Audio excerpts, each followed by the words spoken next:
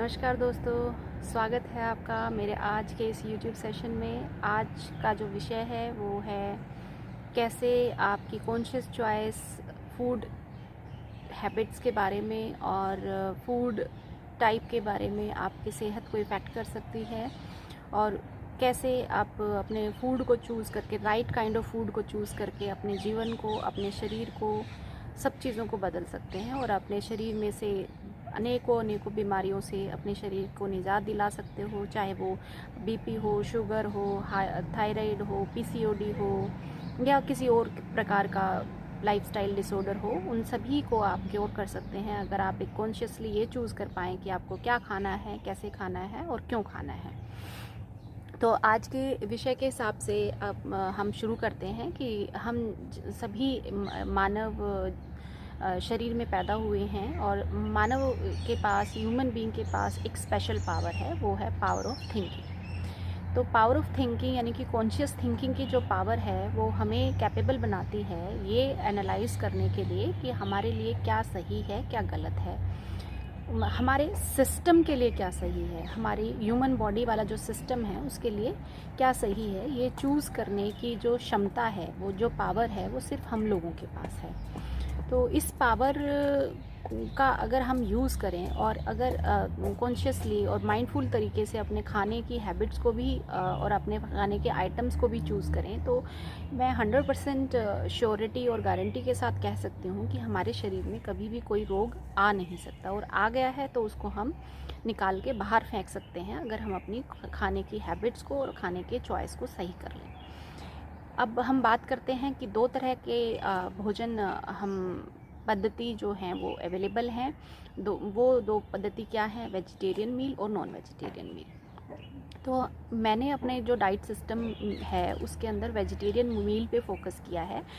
उसका एक कारण ये है कि जो वेजिटेरियन मील है उसकी वजह से हमें बहुत सारे फ़ायदे होने वाले हैं। वो फ़ायदे क्या हैं? क्योंकि रिसर्च से पाया गया है कि जो भी 70% डिज़ीज़ हमारी बॉडी में आते हैं उनमें से जो 1/3 डिजीज़ होते हैं, उन 1/3 डिजीज़ का जो मेजर रीज़न है वो है नॉन वेजिटेरियन मील। क्योंकि नॉन वेजिटेरियन मील आप खाते हैं तो 70% केसेस में पाया गया है कि उनको हार्ट प्रॉब्लम होती है, उनको डाइजेशन से रिलेटेड प्रॉब्लम होती है, डाइजेस्टिव कैंसर होता है, और जैसे हार्ट के प्रॉब्लम जैसे हाई बीपी हो गया, आर्टरी के डिसफंक्शनिंग हो गई, कोरोनरी आर्टरी डिजीज़ हो गया, और उसके अलावा थायराइड हो गया, बीपी हो गया, लंग से रिलेटेड डिजीज़ हो गए, ठीक है, और स्टमक कैंसर जो कि एक मेजर कंसर्न है आज के टाइम का।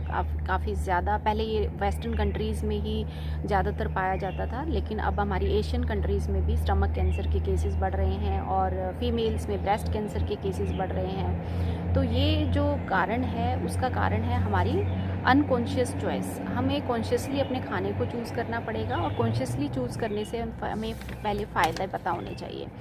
अभी जो रिसर्च हुई है उस रिसर्च में ये पता चला है कि वेजिटेरियन मील के बहुत सारे फ़ायदे हैं जो हमें नॉन वेजिटेरियन मील से नहीं मिल पाते हैं। नंबर 1 फ़ायदा, वेजिटेरियन मील जो है वो हमारी हार्ट हेल्थ के लिए अच्छा है। कारण क्या है? वेजिटेरियन मील में हम अगर एक बैलेंस्ड वेजिटेरियन मील लेते हैं, कंडीशन यहाँ पे है वेजिटेरियन मील पे एक बैलेंस्ड वेजिटेरियन मील होना चाहिए, और होल ग्रेन हम अपने वेजिटेरियन मील में इंक्लूड करते हैं, तो उसका फ़ायदा हमारी हार्ट हेल्थ पे कैसे होता है? जब हम फ्रूट, वेजिटेबल और होल ग्रेन लेते हैं तो उससे हमारी बॉडी के अंदर जो फ़ैट की इंटेक है वो कम हो जाती है। फ़ैट इंटेक कम होती है, सोडियम इंटेक कम होती है, कोलेस्ट्रॉल का इंटेक कम हो जाता है, और जिससे हमारी हार्ट की फंक्शनिंग बेटर होती है। दूसरा, जब हम फ्रूट्स और वेजिटेबल्स रॉ फॉर्म में ले रहे हैं तो एक कंसनट्रेटेड अमाउंट ऑफ पोटेशियम हमारे शरीर में जा रहा है, और वो हमारे मेटाबॉलिक को रेट को अच्छा करता है और हमारी हार्ट हेल्थ को बूस्ट देता है। दूसरा जो फ़ायदा है वो हमारे टाइप 2 डायबिटीज़ अगर किसी को है, टाइप 2 डायबिटीज़ में क्या होता है, हमारे ब्लड के अंदर ग्लूकोज़ लेवल बढ़ जाता है और या तो हमारी बॉडी इंसुलिन रेजिस्टेंट हो जाती है या फिर हमें इंसुलिन की कमी हो जाती है ब्लड स्ट्रीम के अंदर, और जिससे क्या होता है कि हमारा जो ग्लूकोज़ जो सेल में एंटर होके एनर्जी में कन्वर्ट होना चाहिए था वो कन्वर्जन कम हो जाती है और हमारी ब्लड के अंदर ही वो सर्कुलेट होती रहती है। तो उसके लिए हमें फिर एडिशनल इंजेक्शंस की फॉर्म में इंसुलिन लेनी पड़ती है ताकि हम अपनी ग्लूकोज़ को ब्लड स्ट्रीम में मिनिमाइज़ कर पाएँ। तो जब आप होल ग्रेन्स खाते हैं और आप वेजिटेरियन डाइट लेते हैं तो आपको इस टाइप 2 डायबिटीज़ में भी रिलीफ मिलता है, क्योंकि जो होल ग्रेन्स होते हैं वो धीरे धीरे आपकी बॉडी के अंदर एनर्जी रिलीज़ करते हैं और ग्लूकोज रिलीज़ करते हैं, और वो ग्लूकोज जो धीरे धीरे रिलीज़ होगा तो आपको ऑटोमेटिकली आपका ग्लूकोज लेवल कंट्रोल में रहेगा। नेक्स्ट जो है वो आपके डाइजेशन के लिए बहुत अच्छा है। अगर आपकी डाइट में ज़्यादा से ज़्यादा फ्रूट्स और वेजिटेबल्स होंगे तो वो आपके डाइजेशन के लिए फ़ायदेमंद है, क्योंकि आप सभी जानते हैं फ्रूट्स को डाइजेस्ट होने में सबसे कम टाइम लगता है। फ्रूट्स 4 से 5 घंटे में डाइजेस्ट हो जाते हैं, वेजिटेबल को 8 घंटे लगते हैं और ग्रेन्स को 10 घंटे का टाइम लगता है। और नॉन वेज जब भी आप खाते हैं तो उसको डाइजेस्ट होने में हमारी बॉडी में 16 से 18 घंटे लगते हैं। तो जब जो फूड आइटम आपकी बॉडी में डाइजेस्ट होने में 17 से 18 घंटे तक आपके सिस्टम में ही पड़ा रहता है और ऊपर से आप फिर वो पहले डाइजेस्ट हुआ नहीं, फिर एक और नया मील आपने अपनी बॉडी के अंदर डाल लिया, तो क्या होगा, इंडाइजेशन होगा तो गैस, बदहजमी और बहुत सारी जो डाइजेशन से रिलेटेड समस्याएं हैं वो आपके शरीर में पैदा हो जाएंगी। तो डाइजेशन से रिलेटेड बीमारियों में आपका स्टमक कैंसर आ गया, और भी बहुत सारी जो बीमारियां हैं, different kind of digestive disorders हैं वो आपकी बॉडी के अंदर पैदा होने शुरू हो जाएंगे। तो एक आप कारण ये भी मान सकते हैं। अब एक तर्क जो दिया जाता है वो तर्क ये दिया जाता है कि भाई आप जो वेजिटेरियन मील के बारे में बात तो कर रहे हैं और उसमें तो प्रोटीन नहीं होता, आप नॉन वेज हम क्यों खाते हैं, ताकि हमें मैक्सिमम प्रोटीन मिल सके, हमारी बॉडी बिल्डिंग हो सके। लेकिन ये एक रीज़न, इसका प्रोटीन लेवल कम होने का रीज़न क्या है कि हम गलत तरीके से अपने भोजन को पका रहे हैं। जब हम वेजिटेरियन मील को ओवर कुक कर देते हैं, ज़्यादा हाई हीट पे पकाते हैं, तो उसमें प्रोटीन और कैल्शियम और माइक्रोन्यूट्रिएंट कंटेंट जो हैं वो कम हो जाते हैं।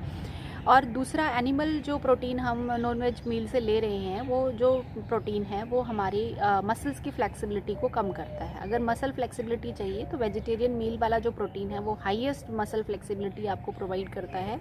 और अब इसी वजह से अब बहुत सारे जो मार्शल आर्ट प्रैक्टिशनर हैं और जितने जिमनास्ट हैं और कुछ टॉप एथलीट्स हैं वो अब वेजिटेरियन मील की तरफ स्विच कर रहे हैं, ताकि उनकी मसल फ्लेक्सिबिलिटी है वो इम्प्रूव हो जाए और वो बेस्ट अपने फील्ड में दे पाएँ।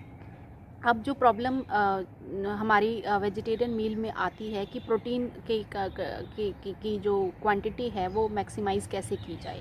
अगर आपको अपने वेजिटेरियन मील से मैक्सिमम प्रोटीन लेना है तो आपको क्या करना है, अपने खाने को के अंदर अनकुक्ड फूड रेसिपीज़ इंक्लूड करनी है। जैसे मैंने अपने डाइट प्लान के अंदर आप लोगों को बताया कि आप भिगो के चने खाएँ और सोक्ड पीनट्स खाएँ, आप सोक्ड आलमंड्स खाएँ। तो ये फूड आइटम अगर आप अपने खाने में इंक्लूड करते हैं, और उसके अलावा प्लांट बेस्ड में आप सोया चंक्स ले लें, सोया चंक्स की सलाद बना लें। सोया चंक में 100 ग्राम सोया चंक के अंदर कम से कम 50 ग्राम्स ऑफ प्रोटीन होता है, और एक ह्यूमन बॉडी के लिए, एक नॉर्मल ह्यूमन बॉडी के लिए आपको अगर आप देखें तो 50 से 60 ग्राम से ज़्यादा आपको प्रोटीन नहीं चाहिए। और आप अगर वेजिटेरियन मील प्लान जो मैंने बताया है उसको फॉलो करते हैं तो उसमें आपने बहुत सारा ग्रीन जूस लिया है, 1 गिलास ग्रीन जूस लिया है, आपने 1 प्लेट भर के पूरे फ्रूट्स खाए हैं, आपने 2 प्लेट सैलड खाई हैं सुबह से लेकर रात तक, तो उससे जो अनकुक्ड मील है उससे आपको मैक्सिमम प्रोटीन मिल जाएगा। आपने सोक्ड आलमंड्स खाए, सोक्ड चना खाया, पीनट खाया, पीनट को खाने का आप पीनट बटर बना लें, पीनट बटर के अलावा आप पीनट की चटनी बना लें, आलमंड की चटनी बना लें, बहुत ही टेस्टी लगती है और अपने खाने में वो शामिल करें। चाहे आप लंच में खा लें, आप अपने डिनर में खा लें वो चटनी रोटी के साथ।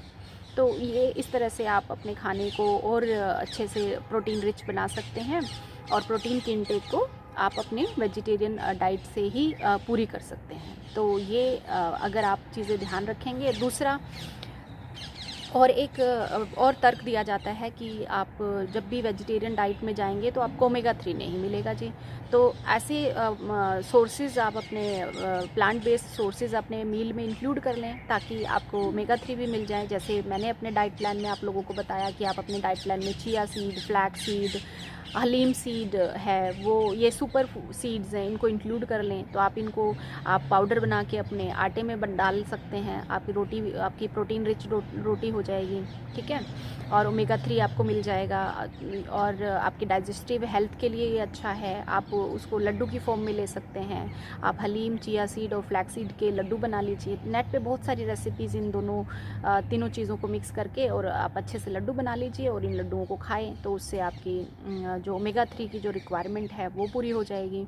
तो आपको कॉन्शियसली चूज़ करना है, आपको कॉन्शियसली चूज़ करना है कि वेजिटेरियन और नॉन वेजिटेरियन को पहले सामने रखना है और देखना है कि इसको खाने से मुझे क्या फ़ायदा है और इसको खाने से मुझे क्या फ़ायदा है और मैक्सिमम बेनिफिट मुझे मेरे सिस्टम को कौन सा डाइट देने वाला है, और उनके प्रोज एंड कॉन्स को कंपेयर करेंगे और फिर देखेंगे कि मेरे डाइजेस्टिव सिस्टम के लिए, मेरे ओवरऑल हेल्थ के लिए क्या बेटर है। और मेरी जो टारगेट्स हैं, मेरे टारगेट्स क्या हैं, एक डिजीज़ फ्री बॉडी, एक टोन बॉडी, एक स्लिम बॉडी, और मेरे वो सारे टारगेट्स अगर मैं एक अच्छा बैलेंस्ड वेजिटेरियन मील लेके अचीव कर पा रहा हूँ या पा रही हूँ, तो मैं एक बेटर चॉइस की तरफ ही जाऊँगी।